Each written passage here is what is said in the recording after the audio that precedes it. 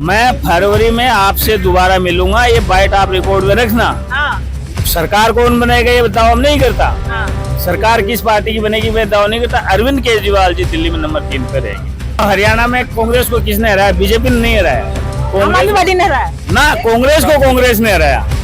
तो वैसे ही दिल्ली में आम आदमी पार्टी आम आदमी को हराएगी। आप आगे आगे देखते जाना होता है क्या। भारतीय राजनीति का सबसे काला अध्याय उसी दिन था जिस दिन प्रियंका गांधी ने वाराणसी से फार्म भरा। हाँ, एनडीए गठबंधन भले ही जीत का दावा करे, लेकिन चूंकि आप कैंडिडेट को तो उतार दोगे, लेकिन एनडीए गठबंधन या इंडिया गठबंधन के किसी भी नेताओं में इतनी कैपेबिलिटी नहीं है।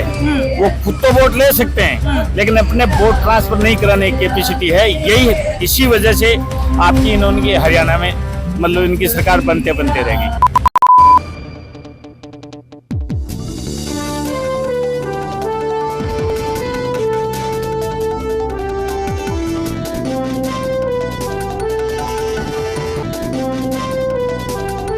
नमस्कार साथियों, एक बार फिर आप सभी का स्वागत है न्यूज़ से। आपके साथ मैं हूं सवेरा छाबड़ा। झारखंड, महाराष्ट्र दोनों चुनाव की चर्चा सबसे ज्यादा हो रही है, लेकिन जो महाराष्ट्र चुनाव है ये देखने वाला है, क्योंकि महाराष्ट्र में जो बीजेपी के बड़े नेता हैं नितिन गडकरी, जिन्होंने महाराष्ट्र में बीजेपी को उठाया ये कह सकते हो, ऐसी तमाम खबरें तमाम सोशल मीडिया पर आ रही है कि बीजेपी ने उन्हें साइडलाइन कर दिया है। किसी रणनीति पे उनका कुछ उनकी बात नहीं रखी जा रही है। इस तरीके की तमाम खबरें आ रही है। साथ ही साथ झारखंड और महाराष्ट्र की बात करी जाए तो ये चुनाव इसलिए भी चर्चा का विषय बन रहे हैं कि दिल्ली के पूर्व मुख्यमंत्री अरविंद केजरीवाल कह रहे हैं हम इंडिया गठबंधन के साथ हैं, लेकिन अब वो चुनाव लड़ने नहीं जा रहे। इन दोनों मुद्दों में बात करेंगे। राजनीतिक विश्लेषक सुभाष पुनिया जी मौजूद हैं, सीधा इनसे बातचीत करते हैं क्या सोचते हैं महाराष्ट्र चुनाव और झारखंड चुनाव को लेकर। अब मैं आपको महाराष्ट्र की बात कहूं तो महाराष्ट्र में 288 सीटें हैं और वहाँ इंडिया गठबंधन की जो एमवीए जो बना हुआ है विकास अघाड़ी, महाराष्ट्र विकास अघाड़ी, उसमें 6 दल हैं ज्यादा, मोस्टली 3 बड़े दल है, 3 छोटे दल हैं। तो उन्होंने अपना बंटवारा अभी 85 पे किया है। बाकी के लिए उन्होंने 27 सीटें छोड़ी हैं। मेरा कहने का मतलब है वहाँ एमवीए गठबंधन भले ही जीत का दावा करे, लेकिन चूंकि आप कैंडिडेट को तो उतार दोगे, लेकिन एनडीए गठबंधन या इंडिया गठबंधन के किसी भी नेताओं में इतनी कैपेबिलिटी नहीं है। वो खुद तो वोट ले सकते हैं, लेकिन अपने वोट ट्रांसफर नहीं कराने की कैपेसिटी है। यही इसी वजह से आपकी इन्होंने हरियाणा में मतलब इनकी सरकार बनते बनते रहेगी। क्योंकि पार्टी के पीछे वोट जाने का मकसद क्या होता है कि एक लीडरशिप होनी चाहिए, जो इस गठबंधन में नहीं है। अब बात बीजेपी की अपन करते हैं तो उसमें एक लीडरशिप है। भले ही अंतर्विरोध होते हैं, हर पार्टी में होते हैं, घर में भी होते हैं, परिवार में भी होते हैं, वाइफ हस्बैंड में भी होते हैं, अंतर्विरोध हर किसी में होता है, यह मानव स्वभाव है।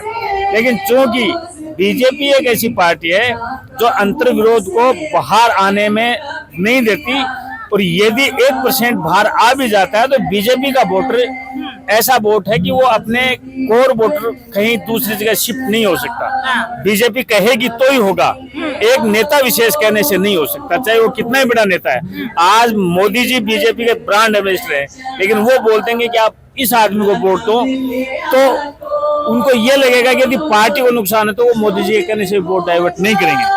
और पार्टी के फेवर की बात होगी तो एक बूथ लेवल का कार्यकर्ता भी यदि बीजेपी का कहेगा तो वोट डाइवर्ट हो जाएंगे। एमवीए गठबंधन के साथ ये समस्या है, वो डाइवर्ट नहीं हो सकती, वो डाइवर्ट नहीं हो सकती। यही वजह है, यही वजह है जी। दूसरा सवाल मेरा ये था, मुख्यमंत्री केजरीवाल, पूर्व मुख्यमंत्री, अब तो मुख्यमंत्री नहीं कह सकते, पूर्व मुख्यमंत्री, वो कह रहे हैं मैं चुनाव प्रचार करूंगा, लेकिन हर बार वो उठ जाते थे, जाकर हर जगह चुनाव लड़ने चले जाते थे। अब की बारी वो कह रहे हैं मैं लड़ नहीं रहा, महाराष्ट्र में भी, झारखंड में भी नहीं, और अब लेकिन मैं इंडिया गठबंधन का सहयोग देने जाऊंगा। अब मैं अरविंद केजरीवाल जी के बारे में बता दूं। अरविंद केजरीवाल की जी धर्मपत्नी जी सुनीता केजरीवाल जी थी, हरियाणा में गई थी उनका संदेश पढ़ने के लिए कि आपका बेटा का ये संदेश है। हरियाणा में उस संदेश को लपेट के लिफाफे में डाल के केजरीवाल जी की जेब में वापिस डाल दिया। 1.76% वोट मिले, जिसे 1.67% से तो आपका एक नीचे से नीचे जो पंच होता है ग्राम पंचायत का वो भी नहीं मिल सकता। तो अरविंद केजरीवाल जी का महाराष्ट्र में क्या है, झारखंड में क्या है, अब वो अपने आप को चुनाव प्रचार करने, अरे किसका करेंगे? इंडिया गठबंधन। इंडिया गठबंधन का जब करेंगे ना, जब वहाँ उनके वोटर प्रचार आप कहाँ करने जाओगे? आप समझो वो योगी जी थोड़े ही हैं जो वोटों को जाके डाइवर्ट कर देंगे। उनको तो दिल्ली में ही खतरा है अभी। बाहर क्यों जा रहे हैं वो? अपने उनको क्यों छोड़ रहे हैं कि मैं कहीं दिल्ली से ना निष्कासित हो जाऊं? दिल्ली में खतरा है उनको, तीसरे नंबर पे रहेंगे दिल्ली में, तीसरे नंबर पे। हाँ जी, ये बात ये रिकॉर्ड में रखना बाइट है। मैं फरवरी में, दिल्ली में भी चुनाव है, मैं फरवरी में आपसे दोबारा मिलूंगा, ये बाइट आप रिकॉर्ड में रखना। सरकार कौन बनेगा ये दावा नहीं करता। सरकार किस पार्टी की बनेगी मैं दावा नहीं करता। अरविंद केजरीवाल जी दिल्ली में नंबर 3 पे रहेंगे। पहले नंबर पे कौन? मैं पहले की तो बात ही नहीं कर रहा, अभी ऐसा कोई कंक्लूजन मैंने निकाला नहीं, मैंने सिर्फ अरविंद केजरीवाल पे स्टडी किया। वो दूसरे पे कौन? मैं कह रहा हूँ पहले दूसरे की मैं अभी बात नहीं कर रहा, सरकार कौन बनेगा ये बात नहीं कर रहा। अरविंद केजरीवाल की आम आदमी पार्टी नंबर 3 पे रहेगी। झारखंड हम सरकार बनाने जा रहे हैं फिर से। आतिशी जी तो बोल रही है उन्हें मुख्यमंत्री बनाने की जंग लड़ने जा रही है वो। आप ये बताओ हरियाणा में कांग्रेस को किसने हराया? बीजेपी ने नहीं हराया, आम आदमी पार्टी ने हराया ना, कांग्रेस को कांग्रेस ने हराया। तो वैसे ही दिल्ली में आम आदमी पार्टी आम आदमी को हराएगी। आप आगे आगे देखते जाना होता है क्या, ये समझने की बात। अब झारखंड की बात कर रहे हो आप। झारखंड में सोरेन साहब ने, शिबू सोरेन साहब ने इतना जबरदस्त घोटाले किए हैं, तो वहाँ मेरा ऐसा मन कहता है वहाँ स्पष्ट बहुमत किसी का भी नहीं आएगा, किसी का नहीं आएगा। हंग असेंबली बनेगी सहारा लेना पड़ेगा। हाँ सहारा लेना पड़ेगा, कौन किसके साथ जाएगा स्पष्ट नहीं है, क्योंकि पहले भी हंग थी, समझे। हाँ वहाँ मैं आपको ये दावे से कह सकता हूँ कि 1 नंबर की पार्टी बीजेपी बनेगी महाराष्ट्र में। जी, महाराष्ट्र की बात नहीं कर रहा, झारखंड की बात। झारखंड, हाँ 1 नंबर की पार्टी बीजेपी बनेगी। वायनाड से प्रियंका गांधी ने उपचुनाव का नामांकन भर दिया, कल ही नामांकन भर दिया। क्या उम्मीद है? चुनावी डेब्यू हो गया। हर शख्स बोलता रहता था, हर पत्रकार सवाल पूछता था कि प्रियंका गांधी कब मैदान में उतरेंगी। चुनाव प्रचार तो बखूबी करती हैं। भारतीय राजनीति का सबसे काला अध्याय उसी दिन था जिस दिन प्रियंका गांधी ने वायनाड से फार्म भरा था। कल का जी, वो इसलिए था कि एक कार्यकर्ता कांग्रेस का जिसने 40 साल वायनाड में दिए होंगे कांग्रेस पार्टी की सेवा करने में, उसको क्या मिला? उसको क्या मिला? पहले भाई चले गए चुनाव लड़ने के लिए, अब बहन को भेज दिया, फिर कथित तौर पे रोहन राजीव गांधी चला जाएगा वहां, प्रियंका का बेटा चला जाएगा। तो उसका क्या हुआ? जो कार्यकर्ता 40 साल से पार्टी की सेवा कर रहा है, तो काला अध्याय नहीं है लोकतंत्र का। ये लोकतंत्र का, मैं तो इसको लोकतंत्र मानता ही नहीं। कौन सी दृष्टि से लोकतंत्र है? अरे राजा का बेटा राजा बनेगा, राजा का बेटा राजा बन रहा है। आपको मैं एक बात बता दूं, गांधी परिवार की, नेहरू जी के बारे में तो मैंने इतना पढ़ा लिखा मैं नहीं समझ सका, क्योंकि उस वक्त तो मैं था भी नहीं, लेकिन इनका मैंने 4 का राज देखा है।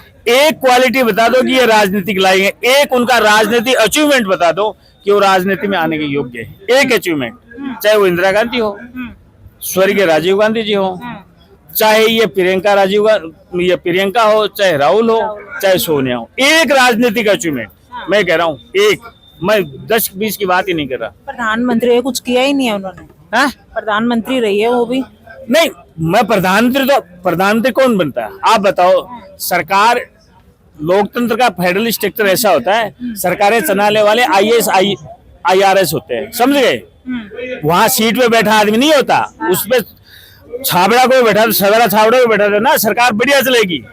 वहां ज्यादा कैपेबिलिटी की जरूरत नहीं होती है। सवाल ये है कि उनको आप अपने तरीके से कैसे हैंडल करते हो, थोड़ा सा ये है।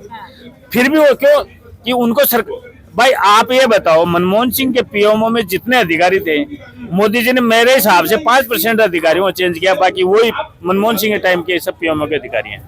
5% को तो चेंज किया, लेकिन वही अधिकारी हैं। इस लिहाज से वहां सीट पे प्रधानमंत्री बैठने वाला राज नहीं चलाता, राज चलाते हैं ब्यूरोक्रेट, समझ गए। तो आप इसको मानते ही क्यों उनका अचीवमेंट? अच्छा पुनिया जी, आप कह रहे हो बीजेपी, क्या हरियाणा चुनाव के जो एग्जिट पोल फेल हुए, इससे पहले भी कई एग्जिट पोल फेल हुए, चाहे लोकसभा हुई, चाहे उससे पहले जो राज्य में चुनाव हुए थे वो भी फेल हुए थे। इस पे कौन जिम्मेदार है? क्योंकि एग्जिट पोल तमाम, मैं छोटे चैनल की बात नहीं करती, मैं बड़े बड़े चैनल की बात करती हूँ जो बहुत सटीक सर्वे दिखाते हैं। मेरा तो हरियाणा का भी एग्जिट पोल फेल नहीं हुआ। आप मेरा नेशनल टीवी पे 3-4 पे मेरी बाइट्स होंगी, उसमें 5 तारीख का इंटरव्यू देख लेना। 5 तारीख को वोटिंग हो रही, उस दिन मैंने कहा था बीजेपी सरकार बनाएगी, 45+ सरकार बनाएगी। और 7 तारीख का मेरा पंजाब केसरी में इंटरव्यू, वो आप देख लेना, उसमें मैंने क्या कहा है। तो हम तो एग्जिट पोल अपने ग्राउंड, देखो एग्जिट पोल 2 टाइप के होते हैं, एक तो हायर किए हुए लोग होते हैं, एक एग्जिट पोल वही सही माने जाते हैं जो मेरे जैसे कोई पार्टी से जुड़े हुए लोग नहीं होते, उनको ना श्यामलाल से मतलब है ना रामलाल से मतलब है।